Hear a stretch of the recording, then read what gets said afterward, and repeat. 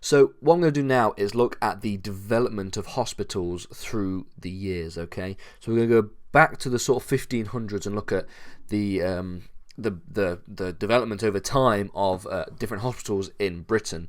And I'm also going to look at the work of Florence Nightingale in this video, okay? So let's start with the development of hospitals. Now, it must be said that before hospitals really existed, hospitals tended to be seen as the monasteries. Okay, monasteries would look after people, and in the 1530s, Henry VIII closed down the monasteries. So with this being said, this led to a closure of a number of hospitals, since these were run by the monasteries. So this was when the church still had... Oopsie daisy. This is when the church... I'm going to delete that line. There we go. So this is when the church still had...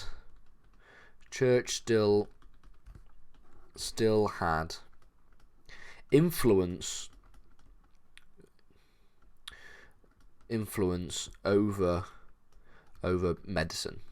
Okay, so monasteries would look after people kind of like hospitals. Okay, and we didn't really see a resurgence of the official hospitals, the state hospitals, until the 18th century. Okay, but there were still relatively few hospitals at this time. Okay, and in the early 18th century, okay, a number of charity hospitals opened. Okay, and London Hospital and Guy's Hospital were two of these hospitals. Okay, and these were mainly funded by the rich. Okay, so these were not state funded.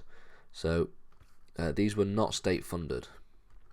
These were not state funded.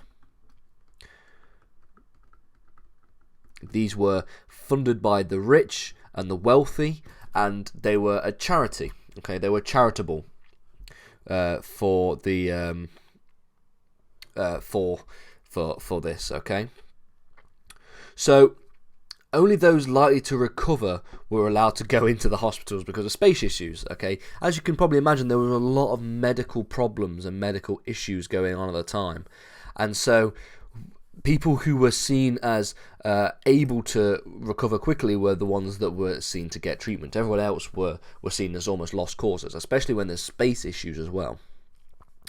And then we also have things like the deserving poor having a greater chance of being admitted. And as a result, these hospitals weren't really used by many people. More people went to places like workhouses to try and to be treated. Okay, so this is not a very good idea. Okay, so not a proper hospital. So not proper hospitals. Not proper hospitals. Okay. And in the mid-1850s, some improvements were made in the conditions of workhouses, which made hospitals, made the act of treating people in workhouses a little bit better, but not particularly much more. Okay. And in the 19th century, in the 19th century, some of the hospitals were then being funded by universities. Okay, and this was as a twofold kind of process. This was mainly for research purposes, research and development. Okay,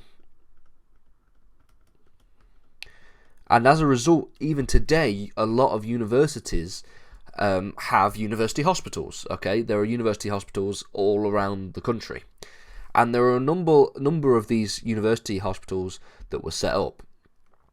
So there was the Charing Cross Hospital, there was the University College Hospital, King's College Hospital, and we also see the creation of what are called cottage hospitals opening in the 1860s, so smaller hospitals.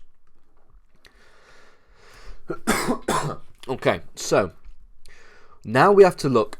Now we've seen the development of hospitals through the ages. Okay, from the 1530s and how they became more and more popular. Let's have a look at some very particularly important person in the development of medicine, and that is Florence Nightingale. Okay, she became a nurse in 1849 after some opposition from her family, and she began to develop discipline within the nursing industry. And her real breakout standout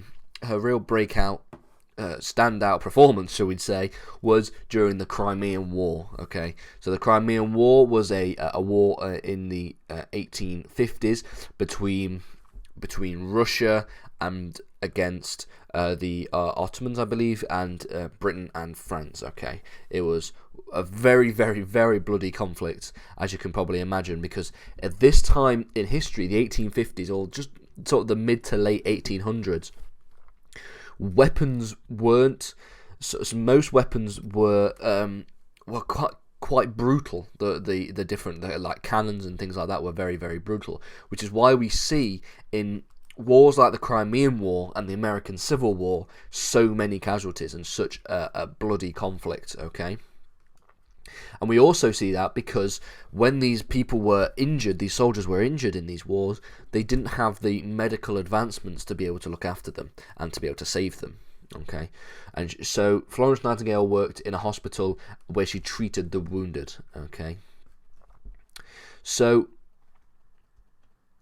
despite military opposition, okay, she and 38 others travelled to really almost the front line. Okay, so we have nurses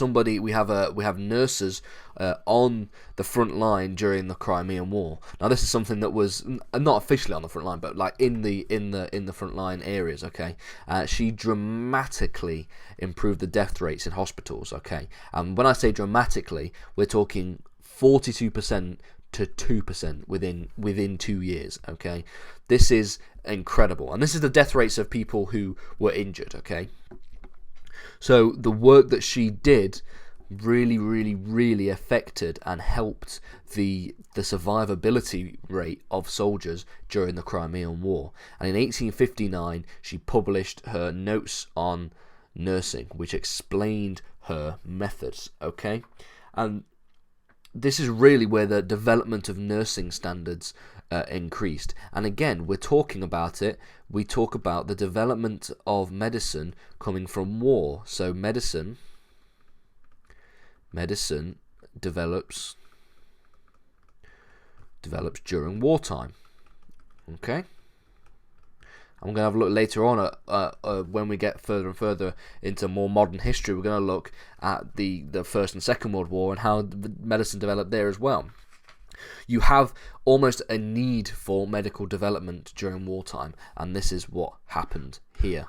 Okay, so we've looked in this video at the development of hospitals from the 1530s, where hospitals were generally run by monasteries, okay, and the church still had influence, all the way up to the more modern eras where we have university hospitals, okay, for research and development. And we also looked at Florence Nightingale and her work in dramatically decreasing death rates during wartime.